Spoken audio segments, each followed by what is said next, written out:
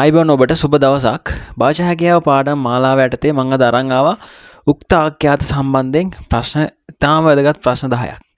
එතකොට මෙතන තියෙන ඕතොමෝ පාසලට ගියේයද ගියායද? එතකොට හෙතෙම දඹදිවට ගියේයද ගියායද ගියහද? ඔන්න ඔය වගේ ඊටාම වැදගත් ප්‍රශ්න 10ක් අරන් ආවේ. ඉතින් මේ ප්‍රශ්න වලට යන්න කලින් අපි පොඩි පැහැදිලි කිරීමක් කරගමු. උක්ත ආඛ්‍යාත අතර යම් සම්බන්ධයක් තියෙනවා. අන්නේ සම්බන්ධය පැහැදිලි කරගෙන ඉමු. මෙතන අපි හිතමු උත්තම පුරුෂ ගත්තොත් ඒක වචන ගත්තොත් මම කියලා මුලට තිබ්බොත් උක්තයට අපි ආඛ්‍යාත විදියට මී කියන එක තමයි දාන්නේ. ඒ වගේම අපි කියලා තිබ්බොත් එහෙම බහුවචනෙන් තිබ්බොත් එහෙම අපි මූ කියලා තමයි දාන්නේ. ඒක ගොඩ දෙනෙක් දන්නවා. එතකොට අපි ගත්තොත් මධ්‍යම පුරුෂ ගත්තොත් අපිට එනවා උක්තය ගත්තොත් නුඹ ඔබ තා තෝ ති යුෂ්මතා කියන මෙන්න මේ දේවල්. හරිද? මේ උක්තයන් එනවා. මේව ගත්තොත් ඒක වචන. එතකොට අපි හී තමයි ආඛ්‍යාතයේ තියන්නේ.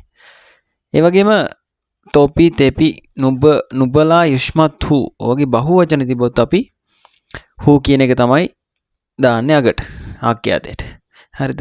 එතකොට මෙන්න මේ කාරණා ටික මතක තියාගෙන අපි යමු අපේ ප්‍රශ්න 10ට. ප්‍රශ්න 10 අපිට දැන් කරන්න පුළුවන් ලේසි.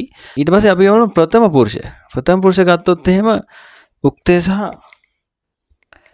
ආඛ්‍යාතේ ගත්තොත් ප්‍රථම පුරුෂවලත් අපිට මතක තියාගන්න තියෙනවා ඕතමෝ සහ ඈ කියලා තිබ්බොත් එහෙම මේව ඇවිල්ලා ස්ත්‍රීලිංග ඕතමෝ ඈ කියනවා ස්ත්‍රීලිංග පද. හේ සහ හෙතෙම කිව්වොත් ඔයාලා මතක තියාගන්න පුරුෂලිංග. ඒ වගේම තුමෝ කියලා තිබ්බොත් බහුවචන. මේවා ලියාගත්තත් කමන්නේ.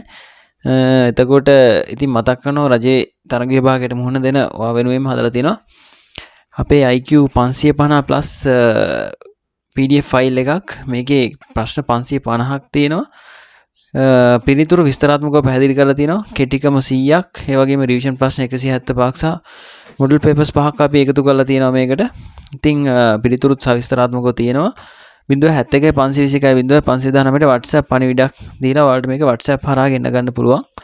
හරි අපි යමු අපේ ප්‍රශ්න ටිකට එන. එහෙනම් කියනවා ඕතොමෝ පාසලට දැන් ඕතොමෝ කියලා කියන්නේ මොකද්ද?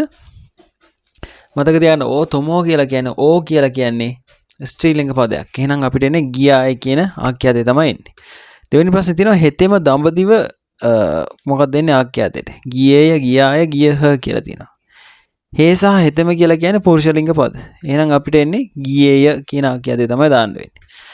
තුන්වෙනි එකේ තියෙනවා ඌ තුමු ගමට.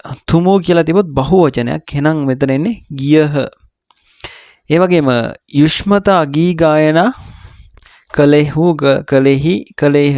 යුෂ්මතා කියලා කියන්නේ මධ්‍යම පුරුෂ ඒක වචනයක්. එහෙනම් කලෙහි කියන එක තමයි එන්නේ දෙන්නේ. ඒ වගේම ඈ දරුවා ඈ කියලා කිව්වොත් ස්ත්‍රීලිංග පදයක් නැලෙව්වාය.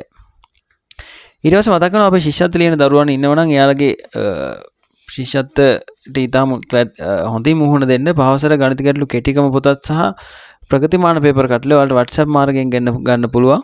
මේ පොත් දෙකටම රුපියල් 1000ක් තමයි වෙන්නේ. අපිට කතා කරන්න 071 521 519ට WhatsApp හරහත් ඔයාලට පණිවිඩ දෙන්න පුළුවන්. 6 වෙනි ප්‍රශ්නේ තියෙනවා බිසව තුමු මාලිගාවට. තුමු කියලා තිබ්බොත් තුමු කියලා කියන්නේ බහුවචනයක්. ගියහ බිසව තුමු මාලිගාවට ගියහ. 7 වෙනි ප්‍රශ්නේ රාජ්‍ය තෙමේ වැසියන්. තෙමේ කියලා කියන්නේ ඒක වචනයක්. එහෙනම් පිනවයි. රාජ්‍ය තෙමේ වැසියන් පිනවයි.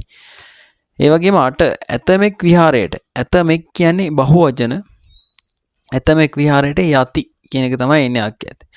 ඒ වගේම නුබලා හෙට දහම් පාසලට. නුබලා කියලා ගත්තොත් ඒක මධ්‍යම පුරුෂ බහුවචන. එතකොට ඒකට අපි හූ තමයි අකට එන්නේ හූ. ඒ වගේම තී ජනකවි ගායනා. තී කියලා කියන්නේ මධ්‍යම පුරුෂ. මධ්‍යම පුරුෂ ඒක වචනයක්. එහෙනම් කරන්නෙහි තී ජනකවි ගායනා කරන්නෙහි කියන එක තමයි අපිට ආඛ්‍යාත විදිහට එන්නේ. එහෙනම් මේ ටික තමයි වැදගත් ටික. තවත් පාඩමකින් හම්බෙමු. සුබ දවසක්.